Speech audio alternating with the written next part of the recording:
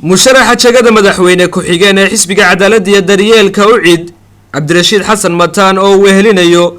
gudoomiyaha saddexaad ee xisbigaasi mujaahid cali guray ayaa waxay maanta xabsiga degmada Mandheera ku booqdeen laba xildhibaan oo kamid ah xildhibaanada golaha deegaanka degmada Boorama kuwaas oo muddo 45 maalmood ah ku xidhan xabsiga degmada Mandheera mas'uuliyiintani markii ay soo gaadheen magaalada Berbera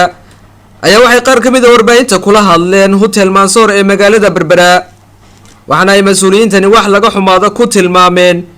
in mas'uul haysta xasaanadii xildhibaannimo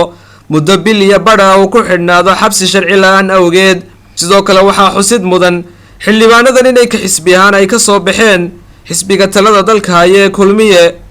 iyadoona xildhibaanadani lagu kala magacaabo xildhibaan xasan bisle iyo xildhibaan sheekh ibraahim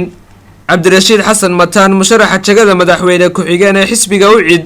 iyo mujaahid cali guray oo arrimahaasi ka hadlaya waxaa hadaladoodii kamid ahaa waxaanu saaka soo maray jeelka Mandheera waanu ku soo booqanaynay labadii xildhibaan ee laga soo xidhay deegaanka Boorama oo ku xidhan jeelka muddo 40 habeen ah waxay u xidhan yihiin oo macna leh aanu jirin iyagoo wali xasaanadii ummaddu saartay iyadoo lagu doortayna ay sitaan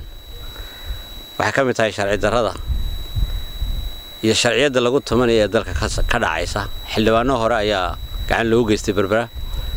kuwa kale oo kulmiye gudooga aba lagu xidhay ishaysiga kulmiye darteed Berbera kuwana waa kuwii laga soo qabtay Boorama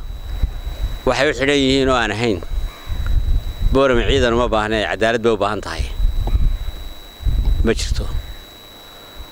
waxaanu mar kale halkan baa uga sheedinaynaa xukuumadda Soomaaliland inay dalka cagaha u dhigaan inay sharci ku soo dabaalaan sharciyan haday shaqeyso iyaguna madaxweyne ahaan maayaan oo madaxtooyada nabad lagu fadhiimaayo sharci bayna kala hayaa waynu ku kala joognaa waa in la dhowraa xuquuqda qofka bini'aadmiga ah saaka waxaan soo booqanay xabsiga Mandheera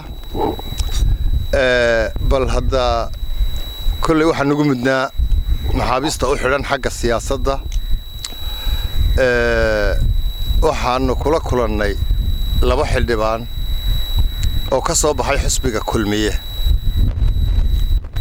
aan ka soo bixin xisbiga cadaaladda iyo daryeelka oo golaha deegaanka ee Boorama ka tirsan oo goor habeenimo ah aqalkooda loogu dhacay